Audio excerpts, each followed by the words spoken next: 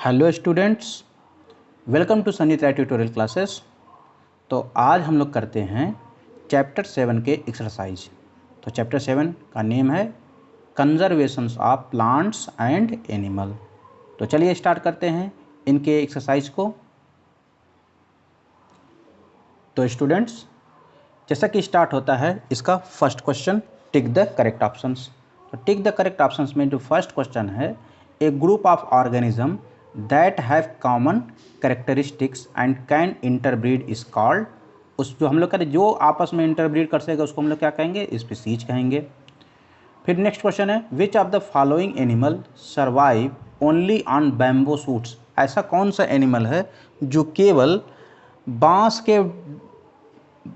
के तनों को खा करके जिंदा रहता है। तो आप सभी जानते हैं चाइना में एक ऑर्गेनिज्म है जिसका नाम है जायंट पैंडा, भालू की स्पीसीज है, वह जिंदा रहेगा।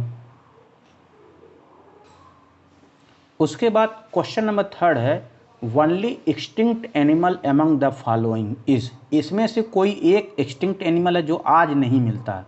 तो सिंपल सी बात है, नाम दिखने में डायनासोर्स, डायनासोर टिक कर दीजिएगा। Question number 4, Arctic tern migrate from Arctic region to कहाँ जाता है? ये जाता है अंटार्कटिक रीजन की तरफ जाता है। उसके बाद question number 5, Jim Corbett national park is known as the conservation of tigers. अगर आपको ये इस पिक्चर के बारे में और जानना है तो आप वो मूवी आई थी काल, तो उसमें आपने देखा जिम कॉर्बेट नेशनल पार्क के बारे में दिखाया गया था, उसमें टाइगर कंजर्वेशन के बारे में बताया गया है। Question number 6, which of the following activities can not help in the conservations. इनमें से कौन सी ऐसी एक्टिविटी है जो कंजर्वेशन से रिलेटेड नहीं है? तो जाहिर सी बात है, नेचुरल डिजास्टर। नेचुरल डिजास्टर चीज़ों को बर्बाद करती है, कंजर्व नहीं करती है। Question number 7, water hyacinth is an, कौन सी स्पीसीज है? जाहिर सी बात ये बाहर से आ जाए इस नाते इसको एक्जॉटिक स्पीसीज कहते हैं। Question number 8, loss of biodiversity is also because of, किसकी वजह से? Increasing in human populations. Question number 9, which of the following is not an endangered species.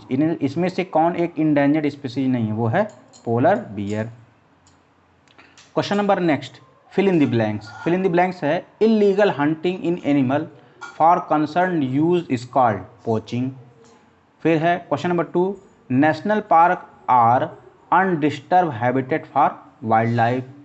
Question number 3, natural environment of plant और animal where its live and reproduce is called habitat, क्योंकि natural environment की बात कर रहा है। फिर क्या, protected area is the setup of conservation of one horn rhinoceros. उसके बाद 5th, biosphere reserve aim and preservation and conservation of natural forest and meeting the basic needs of people living in the near forest। जैसी बात है वो है, यहाँ पर आप बायोस्फीयर लिख सकते हैं और सेंचुरीज़ भी लिख सकते हैं, क्योंकि सेंचुरीज़ में ह्यूमन एक्टिविटी को क्या माना जा सकता है, उसमें दखल माना जाता है। उसके बाद है 6 है, Andaman Nicobar island contribute at least 220 endemic species. और क्वेश्चन नंबर 7 है, a lion tail macaque is found only in south west India. उसके बाद question number 8, Bharatpur bird sanctuary is the only place in India where Siberian cranes are found. यहाँ से Siberia से पक्षी आते हैं। उसके बाद है question number C. Question number C के लिए क्या कह रहा है, state whether the following statement true और false, write the false statement correctly. फिर देखिए क्या कह रहा है, species refers a group of plants. पहले बात, स्पीसीज प्लांट और एनिमल के ग्रुप को कहते हैं, तो ये फॉल्स है। फिर forest owlet is endangered species, ये बात सही है। Animal lives in their natural surrounding from farm fauna to take place, ये ट्रू है। क्रे पेंसी इज द वनरेबल स्पीसीज, ये फॉल्स है। Kanha national park is well known as tiger, ये बात सही है। उसके बाद very short answer type questions में नेम एन एग्जॉटिक स्पीसीज, एक एग्जॉटिक स्पीसीज का नाम तो आप वाटर हाइसियंथ लिख दीजिए। उसके बाद question number 2 is the Nilgiri tar endangered और इंडेमिक, तो ये इंडेंजर्ड स्पीसीज है। और उसके बाद question number 3 what is meant by migration, migration का क्या मतलब होता है, तो मैंने यहाँ पे लेके क्वेश्चन नंबर 3 का पेज नंबर 84 मैंने मेंशन करके रखा हुआ है। तो आइए चलते हैं पेज नंबर 84 पे। तो देखिए बच्चों पेज नंबर 84 और यहीं ऊपर ही सीधे लिख दिया माइग्रेशन। तो माइग्रेशन जो जितना भी ब्लैक कॉलम में लिख the seasonal movement of birds and animals in a large number from one place to an other, ऊपर ऊपर जा करके ओवर द अनफेवरेबल कंडीशन, यहाँ से लेकर के कॉल्ड माइग्रेशन तक आप लिख लीजिएगा।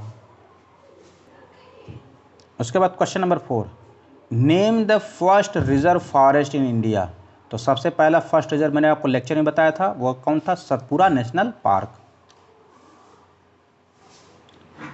उसके बाद बच्चों क्वेश्चन नंबर 5 है एक्सपैंड IUCN, इसका पूरा नाम है international union of conservation of nature and natural resources.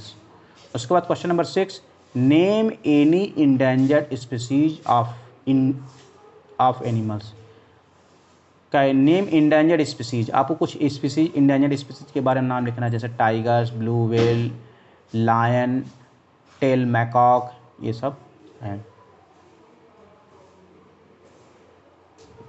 उसके बाद क्वेश्चन नंबर ए में शॉर्ट आंसर टाइप क्वेश्चन है। यहाँ पे देखिए डिफाइन द रिफॉरेस्टेशन, तो मैंने यहाँ पे मार्क करके रखा पेज नंबर 82। तो चलिए पेज नंबर 82 पे। तो स्टूडेंट जैसा कि आप देख पा रहे हैं पेज नंबर 82 पे मैंने रिफॉरेस्टेशन ई पर मैंने मार्क करके रखा हुआ है। तो रिफॉरेस्टेशन यहाँ से लिख सकते हैं, reforestation is the restoring of the destroyed forest by planting tree, यहाँ तक आप लिख सकते हैं शॉर्ट आंसर टाइप क्वेश्चन में।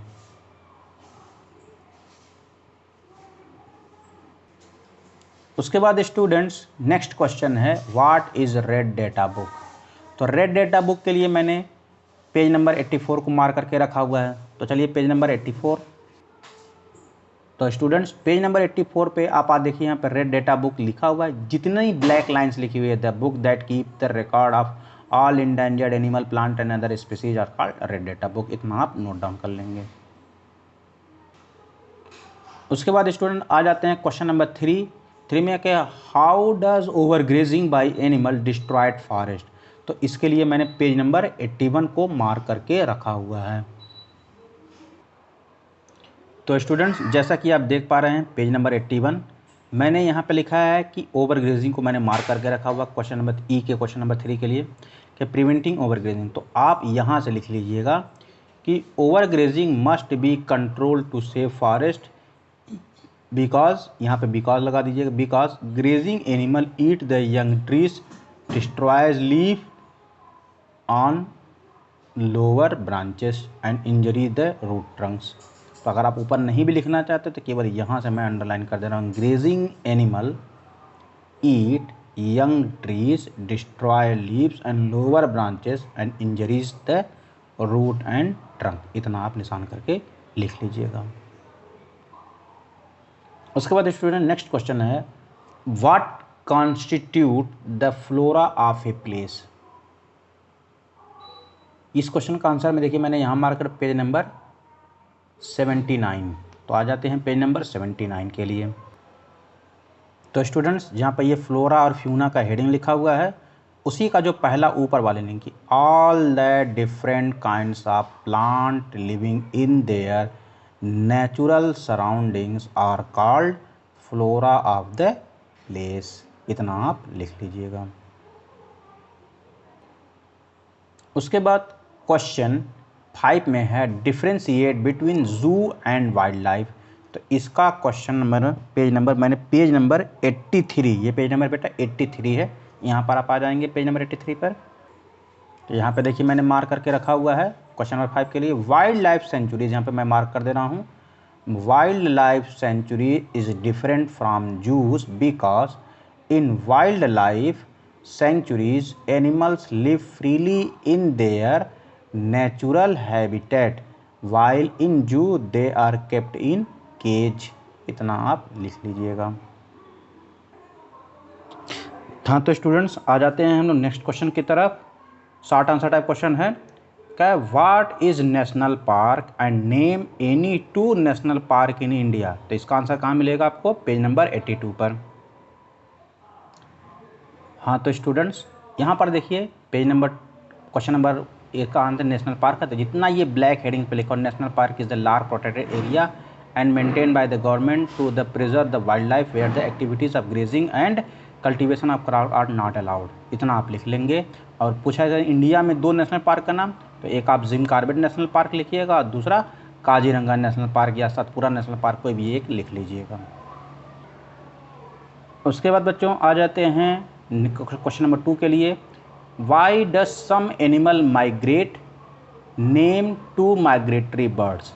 2 क्वेश्चन हैं, एक एनिमल क्यों माइग्रेट करते हैं और 2 माइग्रेटरी बर्ड्स के नाम देने हैं।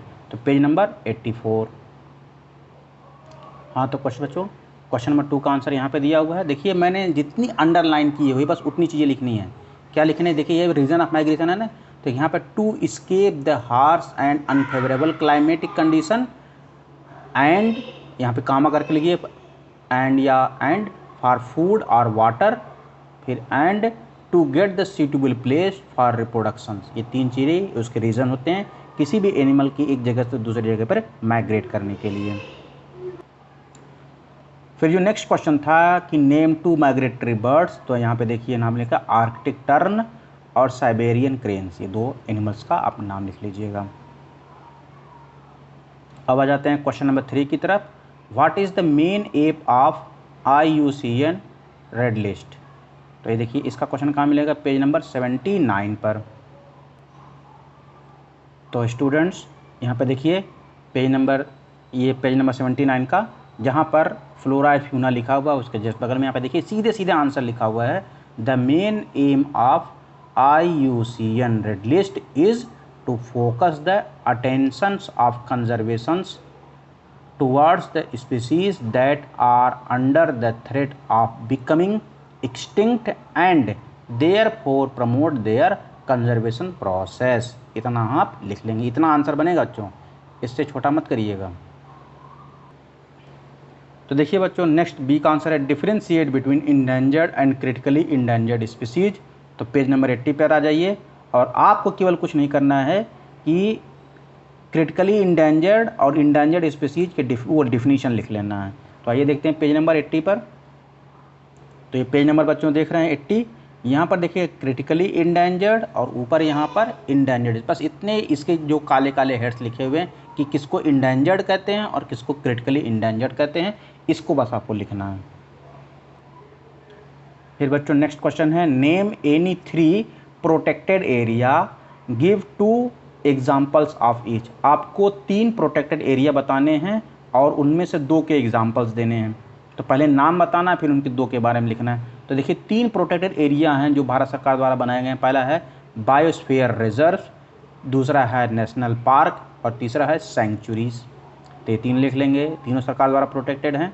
और गिव 2 एग्जाम्पल्स ऑफ ईच, और हर एक के 2-2 एग्जाम्पल, यानी क्या है बायोस्फीयर नेशनल पार्क आप लिख लीजिए। जैसे नेशनल पार्क में आपने काजीरंगा नेशनल पार्क देखा, सतपुरा नेशनल पार्क देखा, उसको लिख लीजिएगा। और सेंचुरीज़ में आपने बांदीपुर सेंचुरीज़, बदलापुर सेंचुरीज़, जैसे कि यहाँ पर दिया हुआ है, यहाँ पर देखिए इतने सारे सेंचुरीज़ के नाम, किसी भी 2 सेंचुरीज़ के नाम आप लिख दीजिएगा। उसके बाद बच्चों क्वेश्चन नंबर 5 है Nikita goes national park, there she see many animals, suddenly she see some hunters in the park, she immediately call up the forest ranger and get them arrested। यहाँ पे है, तो इसके क्या आंसर होंगे। तो देखिए दिया हुआ है फॉर वाई आर, सॉरी यहाँ इसका क्या आंसर होगा। तो पहले कि why are animals are hunted, एनिमल्स को क्यों हंट किया जाता है, तो फॉर ये रीज़न है कि for their tusk fur and body parts for their commercial use, जैसे लिख सकते हैं। इतना हो जाएगा आंसर। फिर उसके बाद है कि what should we learn from Nikita. और देखिए निकिता ने क्या किया, immediately call the forest ranger और अरेस्ट करा दिया था उसको। तो वही कहा कि उसने क्यों किया था, क्योंकि वो अपने नेचर और अपने वाइल्ड लाइफ के कंजर्वेशन के प्रति क्या थी, सचेत थी। ठीक है, कहें we should conserve our plants and animal, हमें अपने प्लांट्स और एनिमल, या हम इन एक वर्ड में ले सकते हैं कि कंजर्व आवर बायोडाइवर्सिटी लिख लेना चाहिए। उसके बाद बच्चों आ जाते हैं क्वेश्चन नंबर जी, लॉन्ग आंसर टाइप क्वेश्चन में। तो देखिए what is biodiversity, how it is important for human. तो देखिए पेज नंबर 76। हाँ तो बच्चों पेज नंबर 76 यही है। और यहाँ पर इसका जो पहला क्वेश्चन है कि the wide variety of plant and animal among the micro organism living in a particular region is called biodiversity. इतना आप नोट डाउन कर लेंगे। फिर अगला क्वेश्चन क्या था उसमें, हाँ तो उसी क्वेश्चन का नेक्स्ट आंसर था, क्वेश्चन था कि आखिर वो हमारे लिए इम्पॉर्टेंट क्यों है। तो सिर्फ आप यहीं से लिख लीजिए कि biodiversity maintain the environments around us, we are also economically dependent on the biodiversity, we get a variety of food items, clothes item, wood, medicine, oils from different plants. इतना आप जरूर लिखेंगे। एक है उसका क्वेश्चन ये था ना, यही था ना कि बायोडाइवर्सिटी क्या होती है, तो बायोडाइवर्सिटी आप ये लिख लीजिएंगे। और ये क्वेश्चन है कि बायोडाइवर्सिटी हमारे लिए इंपॉर्टेंट क्यों है, उसके लिए आप ये लाइन लिख लेंगे। देख लीजिएगा, अगर आपको वीडियो समझने में दिक्कत आ रही हो तो आप वीडियो को एक बार डाउनलोड कर लीजिएगा, और तब आपको लिखने में बार बार रिपीट करके देखने में कोई दिक्कत नहीं होगी। नहीं तो आप देख सकते हैं किसी तरीके से भी। हाँ स्टूडेंट्स, तो जिसमें एक क्वेश्चन है कि why do we need conserve the biodiversity, हमें बायोडाइवर्सिटी की क्यों ज़रूरत है। तो सबसे पहले याद रखिए कि इसके आंसर बुक में नहीं दिए गए, केवल इंपॉर्टेंस दिया हुआ, लेकिन इसका आंसर, तो मैंने इसके आंसर को क्रिएट किया हुआ है। तो आप ध्यान से देखिए, यहाँ पे लिखिएगा कि we need to conserve biodiversity because, यहीं बिकॉज जोड़ दीजिएगा।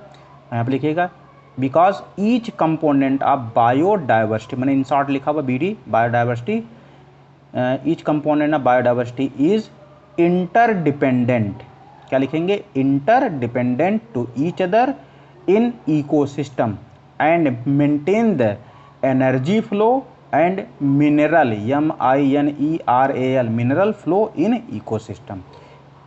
आप सब बात समझ में, क्योंकि देखिए जो जितने भी बायोलॉजिकल डाइवर्सिटी के जितने भी एनिमल्स हैं, प्लांट है, एनिमल से छोटे से माइक्रो ऑर्गेनिजम्स लेकर के बड़े से हाथी तक, तो ये सब हमारे इन्वायरमेंट में क्या करते हैं, एक दूसरे के लिए एक एनर्जी चेन की तरह से वर्क करते हैं। मतलब एक एनिमल को खा करके दूसरा एनिमल जिंदा रहता है, और अगर इनमें से किसी भी बीच में से किसी भी एक अगर सिस्टम को अगर आप काट देते हैं तो उनका एनर्जी फ्लो रुक जाता है, जिसकी वजह से इसका इकोसिस्टम पर एक बहुत बुरा प्रभाव पड़ता है, और कहीं ना कहीं उससे हम और आप भी प्रभावित होते हैं।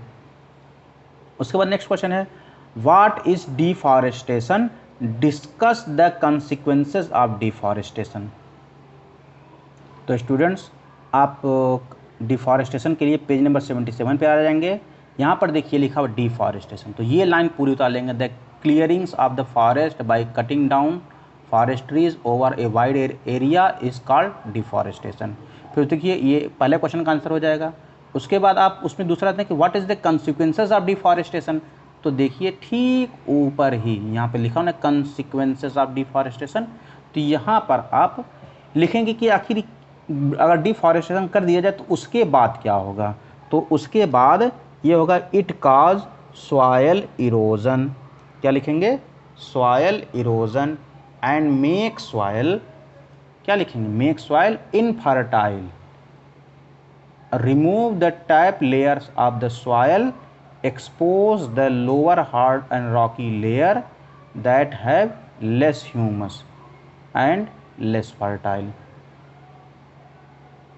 ये लिख लेंगे, और इसको जरूर लिखेंगे, यहाँ से लिखेंगे trees take carbon dioxide and give out oxygen during photosynthesis, deforestation increases the level of carbon dioxide in atmosphere। इतना 2 लाइन लिख लेंगे, ठीक है बच्चों।